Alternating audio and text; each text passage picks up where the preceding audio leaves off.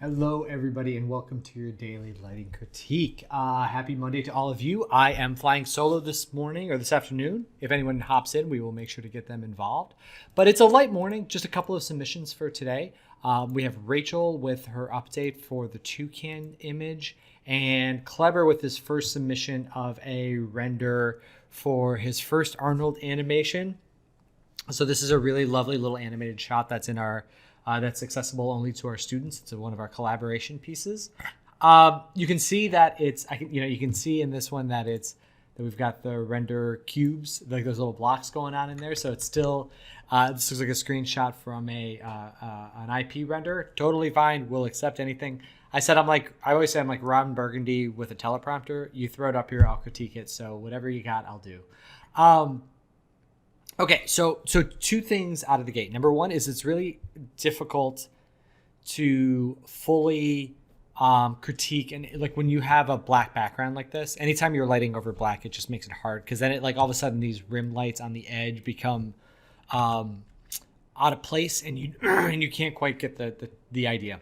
My assumption is that there is going to be a lot of light coming in through this window, and it's going to be bleeding a little bit, and maybe some light rays or something coming down. That's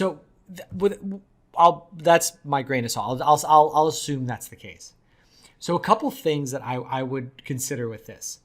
Number one that I'm noticing is there's a light source coming in kind of bottom right in here, and I'm not really certain where that's coming from. I'm actually going to switch to kind of a more yellowy color here. Usually my magenta stands out pretty well, but in this magenta scene, it's not working. So there's kind of a light coming up in here in spotting in this part of the couch. It actually, now that I take it back, kind of looks like it's coming top down because I can see the shadow underneath it. It's basically like this throws me off because everything about this scene, the way that the rim is hitting the girl and everything is indicating that there's light coming in this way. Once I see this, I get thrown off. So I think that you should make the majority of the light coming from the natural light source through the window. And for now, eliminate this interior stuff because it's just going to add some confusion to the light direction. So that's one. Number two is I think that if that's coming down, I love the shaping over the top of the cushions, but it makes less sense to me that there's this much light hitting the pillows and the top of the couch. I think having a little bit peeled over the edge is good, but then again, like outside light hitting the couch, kind of brimming, kind of going into darkness here.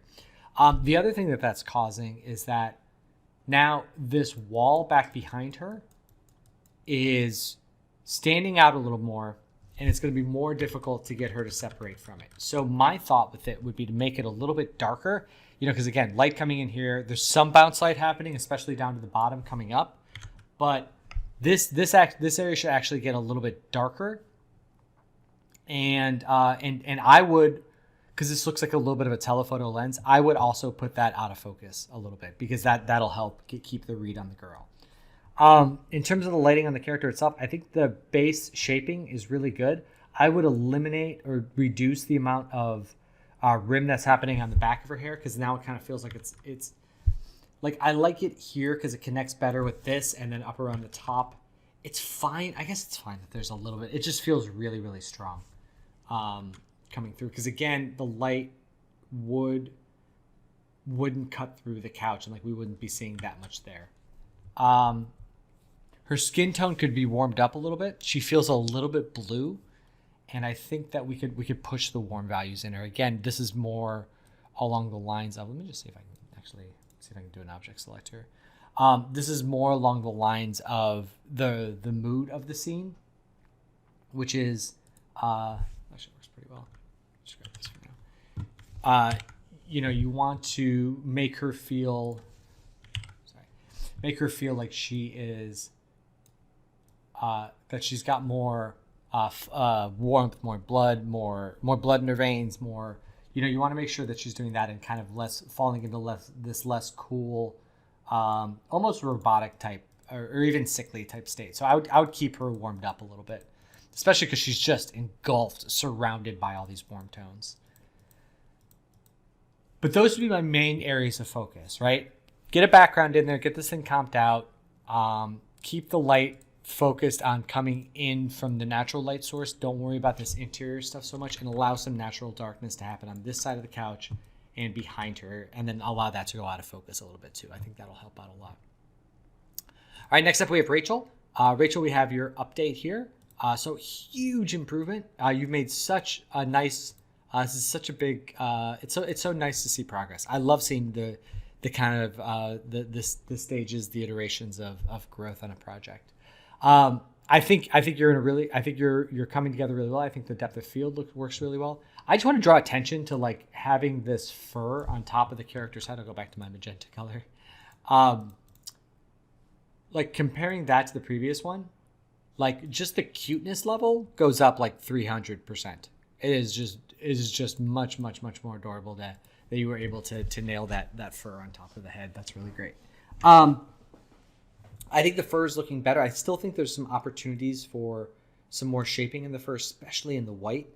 I just like right now, if I just look at the image, if I just look at the character, I don't have a strong sense of the light source position. Like, it's definitely top down, but like it feels like it would get a little darker under the beak.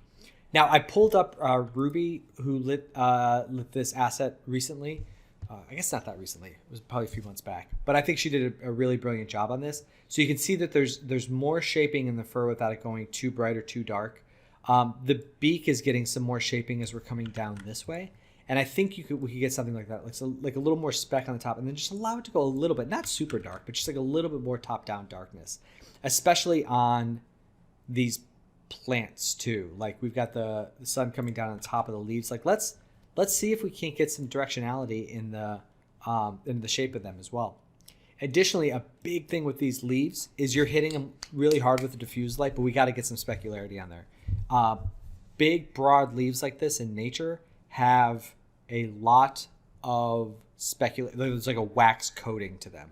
So it's like a thick specularity on them. And then in terms of, so getting that speck in there, and go ahead, you can pull back on probably the saturation, but definitely the value of these leaves. Like go ahead and let them settle back into like a more richer, darker green, but that'll allow you some room to push in some more specular values, like kind of similar to this. It doesn't have to be this dark, but I love the variation in the color and the specularity. Like really work to get that in there as well. I love the reflection you're getting in the eye. I think that looks perfect. It's similar to this, but I think it's just really nice. You could push the saturation on this part of the eye a little bit if you want, and then since we're having this much depth of field in the background, I'd have to check the position on this, but you may also start to get some depth of field in these foreground plants as well. So like a little bit closer to the camera, and then the toucans in focus, and then everything back behind is out of focus. And then additionally,